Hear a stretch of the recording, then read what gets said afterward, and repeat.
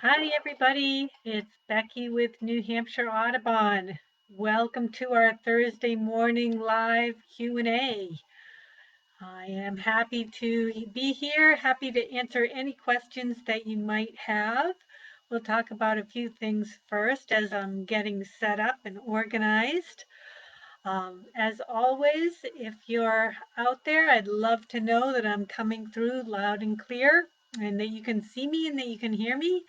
So go ahead and send a comment or post a comment if you can see or hear me, and that would be much appreciated. Thank you so much. I'm going to try and pick us up on my cell phone too, so that I can see your comments. So let's see if I can find that. All right, well, whoa, okay. For pollinators. I'm there. And I've been starting to do that. Oh, I've done something wrong. Some plants going. Oh no. But New Hampshire Audubon. Okay. Audubon has. Sorry, folks. I've just loaded an old video and now I can't figure out how to get out of it. So I just great. Ordered a couple. I ordered a Liatris. Stop. There we go. Oh no. No, no, no, no, no, no.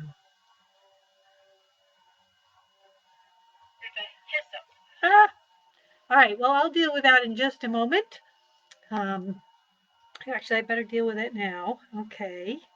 I don't want to do that. Oh, there we go. Okay. In case you don't know, I'm not a big Facebook user. So here we go. Hopefully you all can see and hear me because I can't find me online. Hi, everybody. It's Becky with New Hampshire Audubon. Getting set up here for our live. All right. Nope, that's not it. Oh, my. All right. Well, hi, everybody. Sorry about that. Let's see.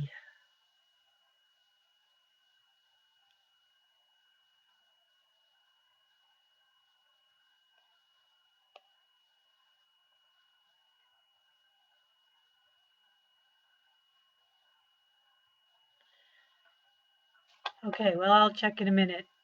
Let's get on to some interesting news, and I'll see if I can check those comments in just a moment. All right. So welcome. It's Becky with New Hampshire Audubon having her usual technical difficulties, but we'll see if we can get over them. To start with, I wanted to mention a couple of bird highlights. One in particular, I was lucky enough to find a Northern Wheateater in Concord, which is a very rare bird for New Hampshire, but it's also a really interesting bird. So I wanted to tell you a few things about it. It's a bird that breeds far to our north. So it breeds in Greenland and northeast Canada. At least one of the subspecies does. And it also breeds in Alaska. It breeds in Europe as well. But the subspecies we're interested in, that we're likely to see, is the one that breeds in northeast Canada and Greenland. But it winters all the way in Western Africa. So it's one of the few, maybe the only passerine bird, that's songbirds, that breeds in North America and winters in Africa. And what it does is it flies nonstop in a southeast direction to Europe. And then it flies from Europe over the Sahara, crosses the Sahara to Western Africa. So the first flight from its breeding area in Greenland, northeast Canada, is about 1,500 miles, and it can take as much as 30 hours nonstop. That's pretty amazing. So wheatears are very small birds. They're smaller than robins. They're maybe a little bit smaller than catbirds, a little bit bigger than a sparrow. But it's not plump like a sparrow. I'm trying to think of the closest one. closest bird to it. It's sort of the size of a sparrow, body size, but a little bit longer tail. So you have this small bird. It flies 1,500 miles all the way to Europe, and then it's got to go all the way across the Sahara to Western Africa to winter. That's very, very amazing. And then it does that return journey to come back to its breeding grounds. So there are some that they think may follow the land area, the Canadian breeders, to eastern Newfoundland, then fly nonstop to the Azores, and then nonstop again to Western Africa. So it's a pretty amazing little bird. It breeds in the far north, and it likes these sort of open, rocky places with limited vegetation. It doesn't like trees. It likes this big sort of open, barren, like tundra-like area, but more rocky. So I felt very, very lucky to spot it and to find it, and a number of other birders got to see it. And there are a few photos of it as well. So you could Google that and see if you can find some photos of the Northern Wheateater. I was behind the post office fields and behind the post office in the fields in Concord, New Hampshire. So that's a fun, very, very fun bird to see. So I'm just checking now to see if I can find myself live on, here we go. That's not it. Okay, trying again. All right. Quick migration update. We've had a huge flight of broadwing hawks last week to 2 weeks. So the main flight of broadwings is through, but other hawks are still coming through. So we've got sharp-shinned hawks and Cooper's hawks still to come. Red-shouldered hawks will still be moving through. The falcons will still be coming through. Kestrels, merlins, peregrines. And then as we get a little later on, we'll be getting some of the bigger hawks like the red tails that will be moving through. So there's still plenty of hawk migration to watch. So when you get a good day, look up or see if you can get to a height of land where you can look to the north. We do have a hawk watch going on Pac Monadnock, and that's at Miller State Park. And you need to go to their website and check on they're doing a reservation system. So if you want to visit, you need to follow whatever their procedures are. So be sure and go and check that if you want to look. But there are plenty of other places where you can look to the north and from a height of land and watch for hawks moving over. Most of our insect-eating birds are through. Things like swallows and chimney swifts, nighthawks, those birds have already migrated. We've still got some warblers coming through. The early warblers are gone, but the later warblers are starting to move through in bigger numbers. That's things like palm warblers and yellow-rumped warblers. They tend to be some of the latest warblers to go through, so watch for them. We've got our orioles are gone, but we've got blackbirds are starting to flock. You can oftentimes find them near cornfields. A lot of the cornfields are being cut earlier than they might normally be. But if there are some still standing, that can be a good place to look for flocks of blackbirds. And then we've got sparrows arriving. And they're one of our later migrants, and I'll talk about them in a little bit. As far as monarchs go, the report from the Pac Monadnock Hawk Watch is that they had good numbers early, about the same as last year, but then recently it's tapered off, so numbers of monarchs are down this year. All right, I'm going to see again if I can find myself on Facebook Live, which I'm definitely having trouble doing. Let's see, videos. The heck is that? Go away.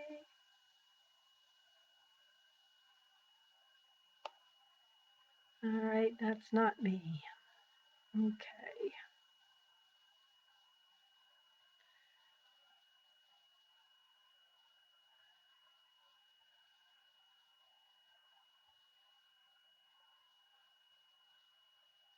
Sorry about this, folks.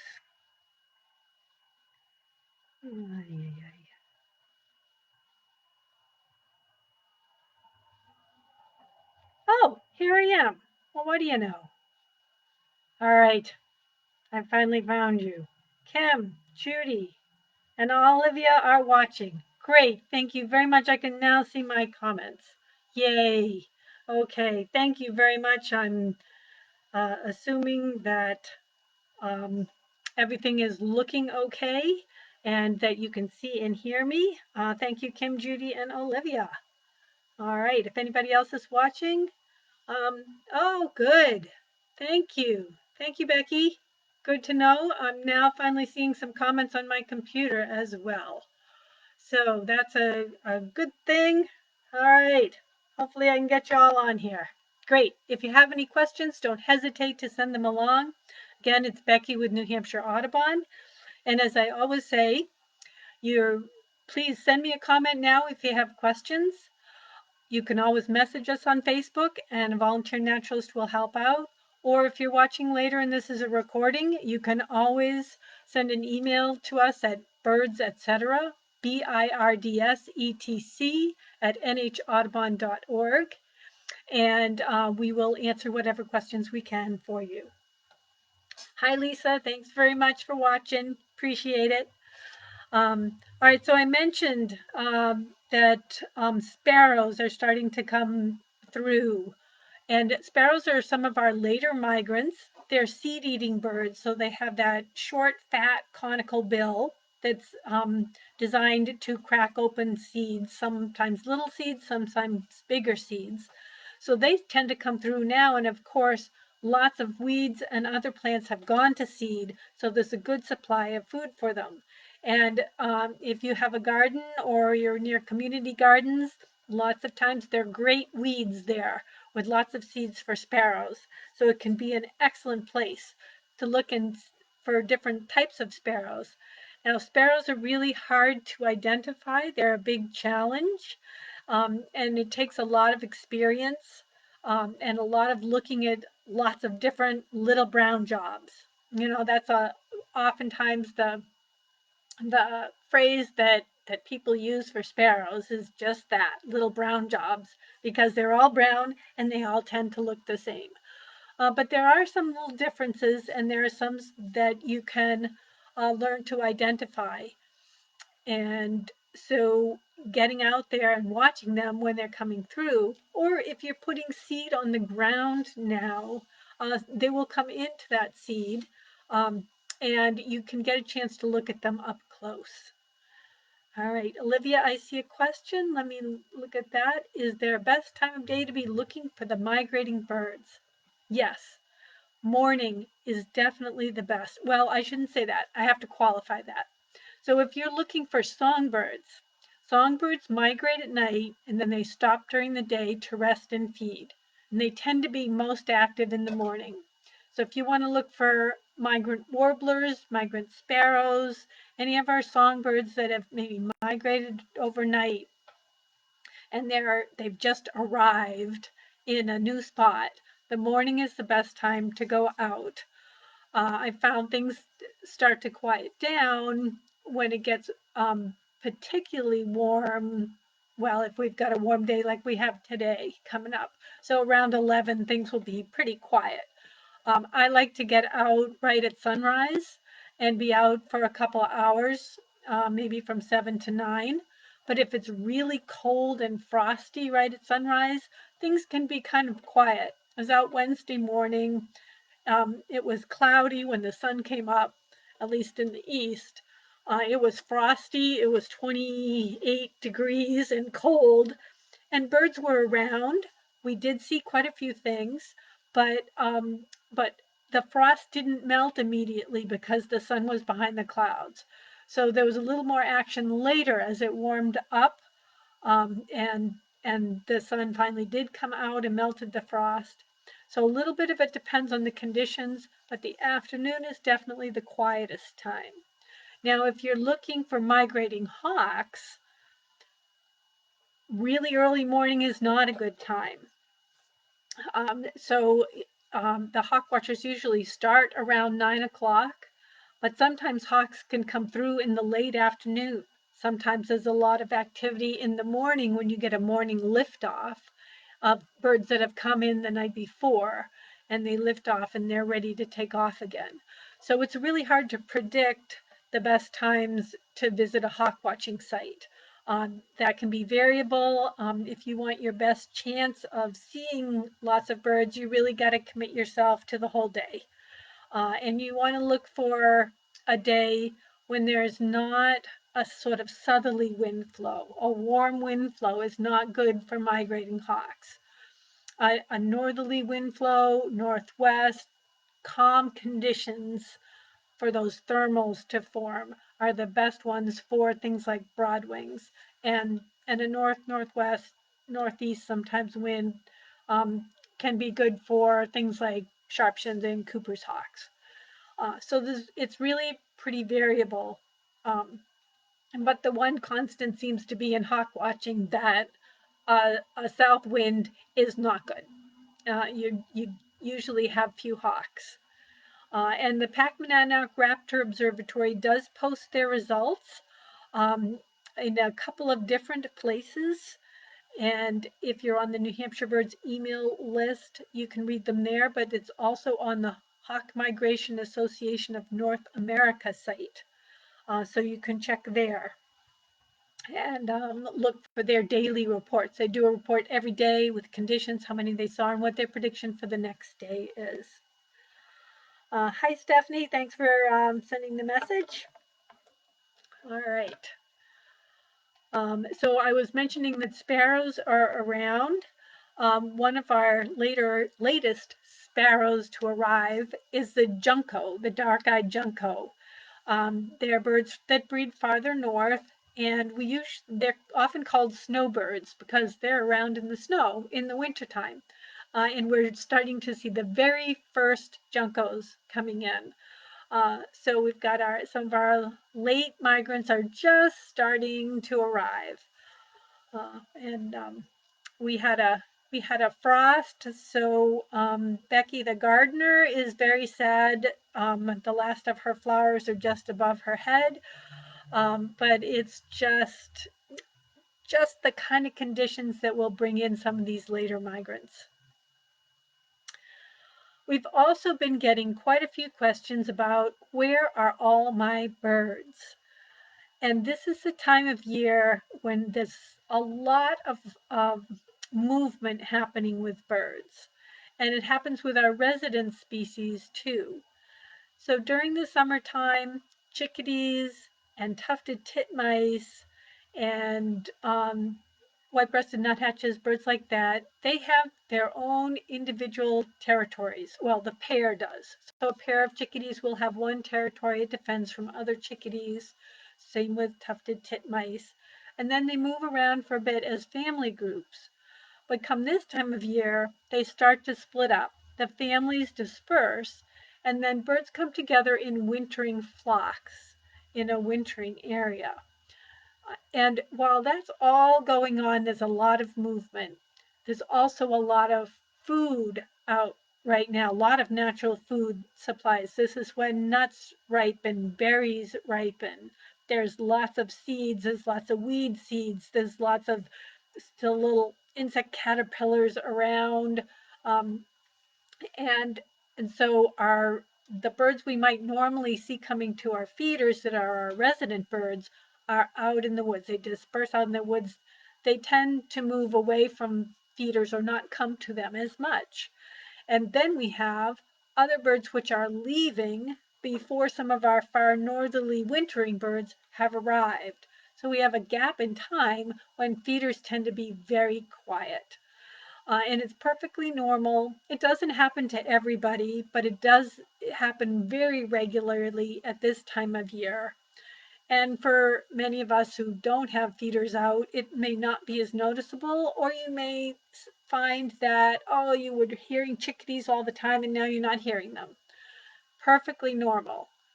And we get questions every year at this time of year about where all the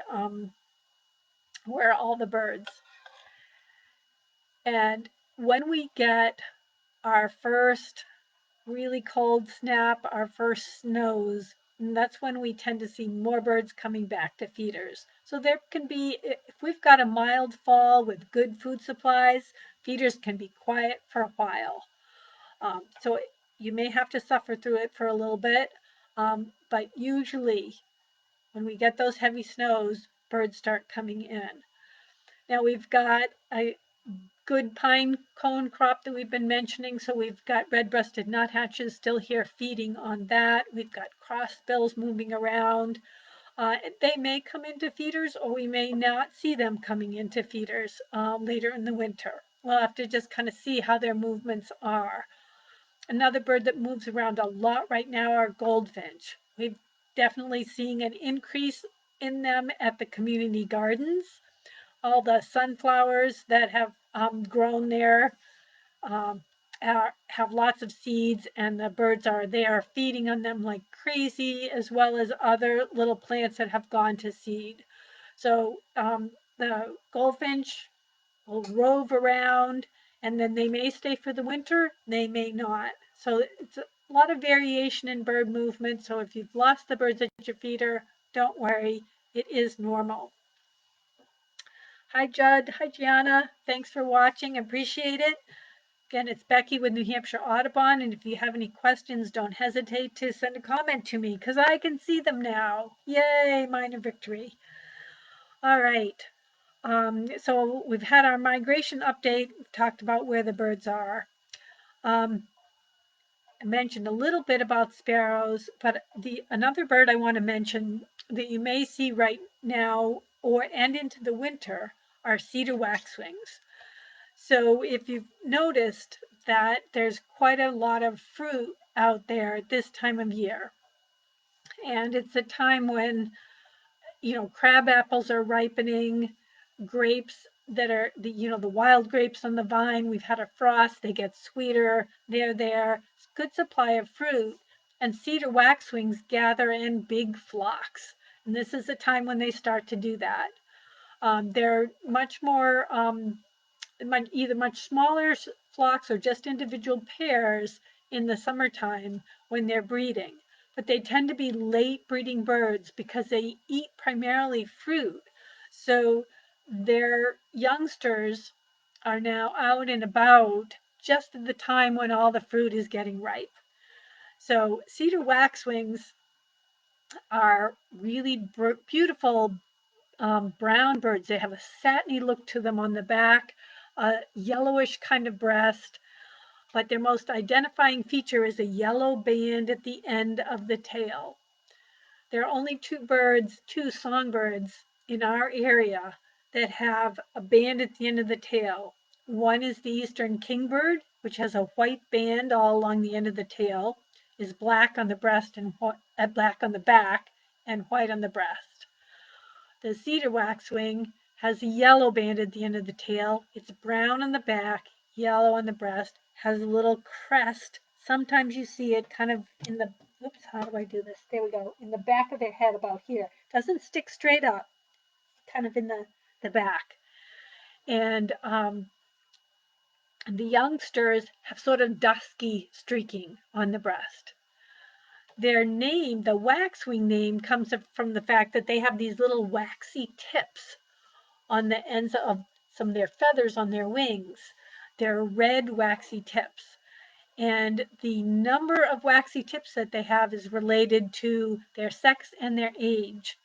So older males have more red waxy tips than either younger birds or females. And then the males have much more of a blackish throat here, and the females have only a little bit of black. They are stunning birds if you get to see them, and they do feed primarily on fruit. So watch for them as they're gathering. All right. Hi, Scott. Let me check out your question. What should I be offering at bird feeders right now? Squirrel-proof suggestions. So what to put out at bird feeders? Well, I first am obliged to say that bears are still around, and in general, it's not a good idea to put your feeders out before the bears hibernate. One of the problems that we have with bears is that they get accustomed to coming to feeders and to people's yards, and then they become problem bears. So the first thing that you need to do is not only squirrel proof your feeders, but bear proof your feeders. And that can be extremely challenging. Um, I have not tried to do it myself. I've heard people talk about electrifying their feeders, which does seem to work. I don't know how they did it, but that's something that does seem to work. And then I've also talked to other people that have strung their feeders between two very distant trees, very high, headed on a pulley system.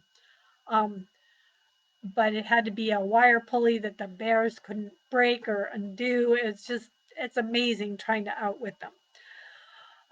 So if you're feeding now, the big idea is to make sure that you're not attracting bears. And if you can bear proof your feeders, you can squirrel proof your feeders.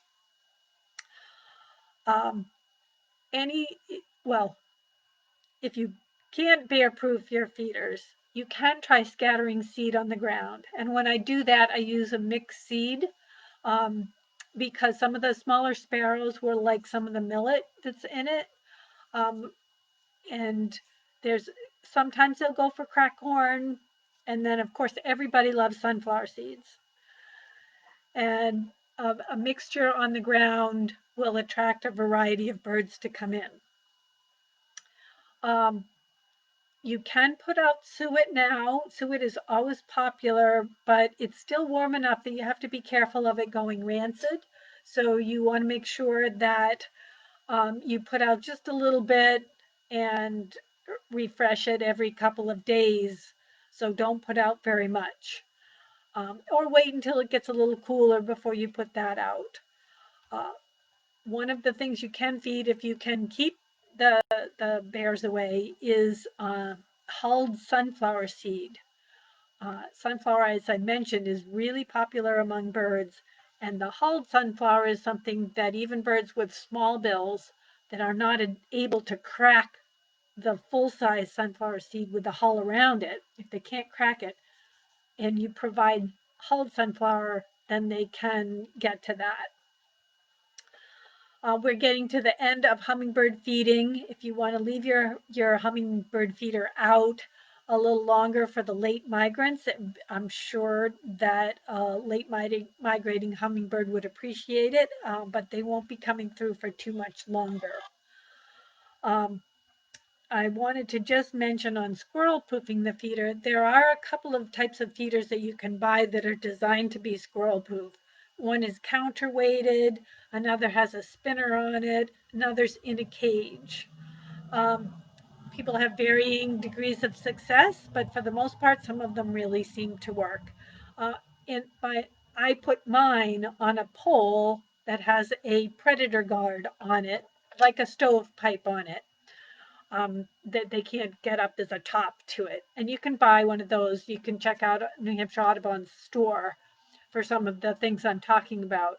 But this stovepipe thing on a tall pole, it has to be tall enough that the squirrels can't jump from the ground all the way up to the feeders.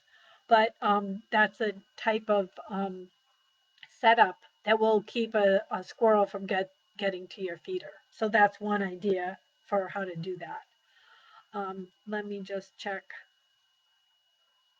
Oh, the red-breasted nuthatch invasion. Yeah, we'll talk about that in just a second. Um, I have talked about the red-breasted nuthatches. We'll go back to them in just a sec. I'm just looking at messages. Cynthia's mentioning the mask on the cedar waxwing, and yes, it really is a stunning-looking bird. I'm gonna have to figure out how to show you all photos of some of the things I'm talking about. I haven't quite figured that out yet. Hi, Donna. Hi, Pat. Hi, Debbie. All right.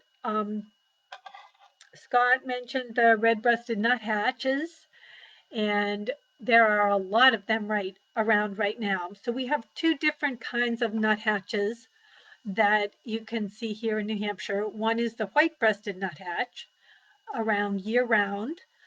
They have a white breast, black cap, gray back. And then we have the smaller red-breasted nuthatch, which has a sort of a rusty colored breast, a gray back, so black and white, call them racing stripes on its head. And red-breasted nuthatches tend to breed more in the boreal forest, the spruce fir, conifer forest farther to our north. So if those of us in the southern part of the state don't usually see them in the breeding season at all. And then in some winters, they come farther south. Other winters, they don't. It depends on the food supplies farther north. This year, we're seeing a huge invasion of red-breasted nuthatches, and we have a huge white pine cone crop that they're feeding on. So my guess is it's a combination of poor supplies of food up north and good supplies of food here that's bringing this invasion in. And I'm seeing them and hearing them in all kinds of different places and hoping that they're going to stay for the winter. But we'll see how long the white pine cone crop holds out. And that'll probably determine how long they stay. All right. Oh, Trisha. Hi, Trisha. Nice to hear from you. Oh, it's nice to see some friendly, well-known names. Hi, Judd. All right. I want to come back around to cedar waxwings for just a moment because there are bushes and shrubs and small trees that you can plant that cedar waxwings will like. And these are the types of plants that hold on to their berries into the winter time. And so one of the ones that I mentioned already was crabapple trees. So there are fruiting crabapple trees that are just ripening now and they hold that fruit into the winter. That's the type of tree you can put out, plant in your yard. They can be small ones and they'll still fruit and provide food for these birds. Now, there are certain types of crab apples that the waxwings seem to like better than others. And I have not figured out the clue to that yet as to what the variety is or why they like that particular crab apple and will eat that one first before they eat this one. And when I see that happening, it's usually in a place that's been landscaped and there's no tags on the trees telling me what kind of crabapple that is. But a crabapple is really a great fruiting tree to plant. And robins will also use it, as will bluebirds in the wintertime. And then there are other bushes. Winterberry is a native bush that carries berries on into the wintertime. Holly has berries. Um, what's the other one? American cranberry will have berries. Those are ones that last a long time. They tend not to eat them immediately. They'll eat them later in the wintertime. There are viburnums and dogwoods that have berries at this time of year. I've started planting some in my yard. The berries are already gone. I've got elderberry that has just a few berries left on it right now. But there are some great recommendations for plants that you can put in your yard that will be native and that will have fruit and that will attract things like cedar waxwings. Okay. Question. Yes. Oh, we did that. Okay. All right. Hi, PJ. Anybody have any other questions? We're getting close to wrapping it up. I will try and come up with a link or a list of fruiting shrubs and trees for waxwings next time. Or we'll post it on our website or on Facebook, but I'll try and bring it here. List of shrubs. I'm making a note of that. Fruit for waxwings. The state nursery, the New Hampshire State Nursery in Boscawen, New Hampshire, offers shrubs each year. And they have packages with varieties that are good for birds. And that's a great place to get some. That's where I've gotten some of my shrubs that I've just started to put in. All right, so that's for next time. We'll do that. And all right. Again, as I always say, if you have a question, don't hesitate to send us a message on Facebook, or if you want to email us, you can send it to birds, BIRDSETC @NHAudubon.org. We have volunteer naturalists that are here to help answer questions, and we will do our best to reply to any inquiries that you sent in. I really appreciate everybody watching, and I appreciate all your patience with my technology challenges. One of these days, I'm going to have this all figured out, and it will go as smooth as silk. Hasn't happened yet, but we're getting close. All right. Let's see. Any other questions? Okay. George. Hi, George. Thank you. All right. It's Becky with New Hampshire Audubon. As always, we appreciate your support. We are an independent nonprofit organization supported by donations, and we really hope that you will contribute if you appreciate what we do and are enjoying the birds and the wildlife in this beautiful state of New Hampshire. You can make a contribution on our website, and we'll look forward to seeing you next time. Thanks very, very much, everybody.